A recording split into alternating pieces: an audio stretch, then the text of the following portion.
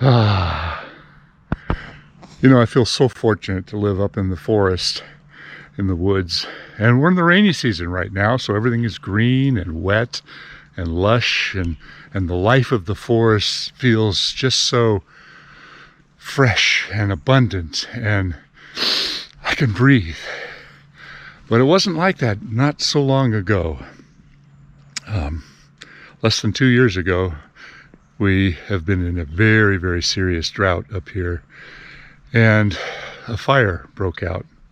We had a very unusual lightning storm that came up in a hot time of the year, and close to 1 million acres burned in California. And a lot of it was real close to where I live. One of the areas that I really enjoy visiting, and have so for my entire life, is Big Basin. So not too long ago, just a few weeks ago, I had an opportunity to get up to see the impact of the fire on this glorious park. And I was not able to drive all the way in. They've got the park closed, but I can drive a lot of the way in, and I was able to see the burn damage.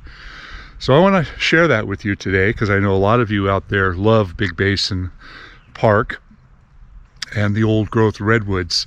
But my biggest concern was the state of the redwoods. Will they survive the fires? I wanted to see myself if these trees look like they're going to recover. So let's take a trip. Let's go see Big Basin Park after the fires. It's been about 1.5 years. But before we get into the fire zone, let's go for a walk in the forest around me, because I want to talk a little bit more about the forest and how it's a living organism as a whole. All of its components, including fire, are part of the life and the death and the resurrection and the continued maintenance of every forest in the world. There's so much life in the forest right now because it's been raining, and the mosses and the lichens and the epiphytes and all the amazing things that you see in the woods, the fungus, the trees growing right on top of the rocks. I mean, I am so in awe when I go for a walk in the forest. But when we go up to Big Basin, this is the road that we head up off of Highway 9 before you head off towards the Big Basin turnoff.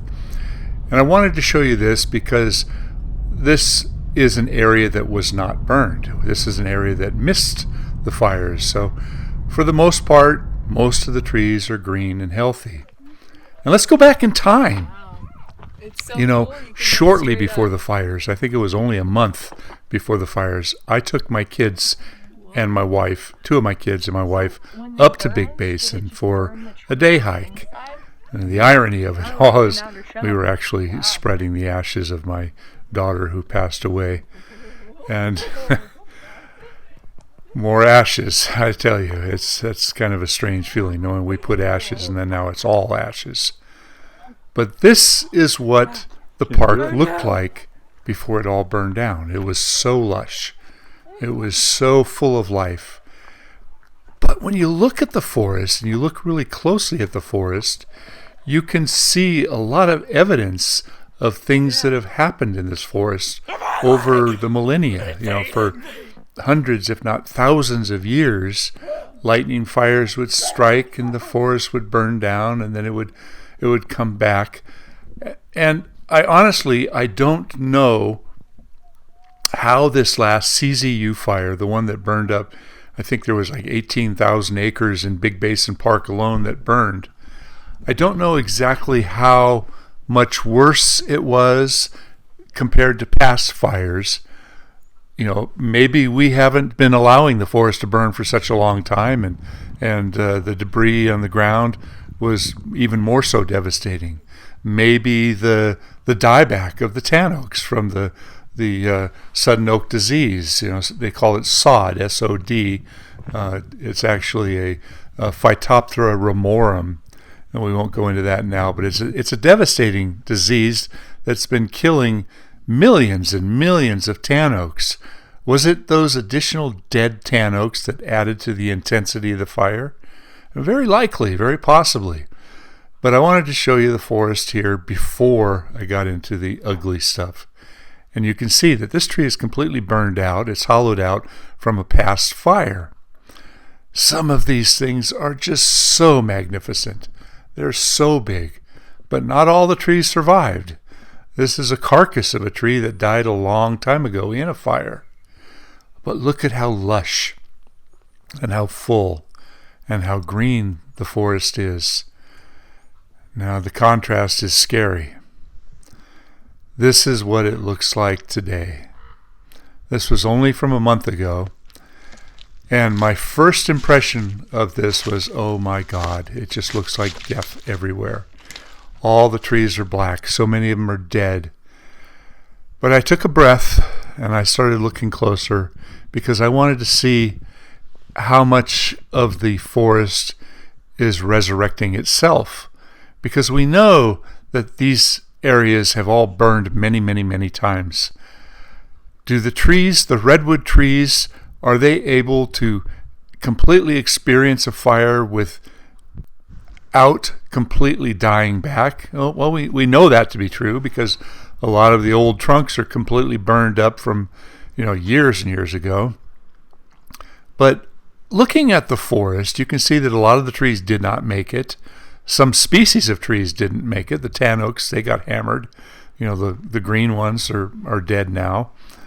Some of the trees don't show any life on them whatsoever. But look at the base of the ground. Look at how much new growth is coming up. Unfortunately, that's mostly tan oaks regenerating in there. All the acorns that were in the ground. And this isn't really a tan oak area, but in the future it may be. But look at all the new growth coming off of the trunks. But the limbs, most of the limbs up high were hammered by the fire. But it's really interesting. You start looking at them, and some of the limbs are furring out or growing new growth all the way along the branches themselves. So the foliage was cooked, but the branches held on to some of the life, and the branches are re-sprouting. In some cases, the limbs are completely destroyed, and the trunks are re-sprouting. Look at this, as far as you can see. This really broke my heart to see so much damage, because this is a place that I've gone to forever. My whole life I've been going up here. I've been camping here so many times, taking the family up here. It's close by. I got out the camera as my wife was driving, and I was taking some shots through the skylight of the car. And I wanted to see some of those. See how those branches, they cooked, but the branches are sprouting back. And I think many of these trees are going to look very, very good in a few years. And in the same breath, a lot of the trees were spared. So the fire wasn't complete. I think that in some areas the fire raced through the underbrush, and the height of some of the trees saved them, because you can see a lot of dieback down low in the areas, but if you look way up high, the tall trees, they seem to have survived it. So we drove around as much as we could. The park is not open, but you can get fairly close to the park. You come to a dead-end sign and they turn you around, but it's still pretty much all parkland that I'm looking at here. And some areas were completely spared. Like, look at this. You can see some damage. You can see some of the trees were burned, but there's still a lot of life. So the point that I'm trying to get to is, albeit mass destruction, the forest will survive. The forest will come back. The forest will regrow, and a lot of the death and a lot of the old trees that were destroyed or severely damaged will decompose, and all the fungal activity and all the insects and everything that rejuvenates the forest will actually just go for improving the soil for future generations of trees. So I'm going to ask of you to get out and go for a walk in the forest by yourself. It's better if you go all by yourself, because you're not involved in conversation and leave your cell phone at home.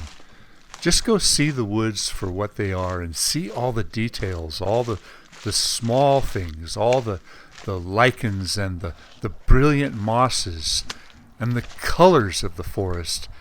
Do it when it's raining. Do it when it's fresh. Do it when it's so active and so alive.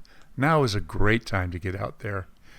And if you're really, really lucky and you pay close attention, you might find some things out in the woods that you're just not expecting to happen. Dad. My leg! It's eating me!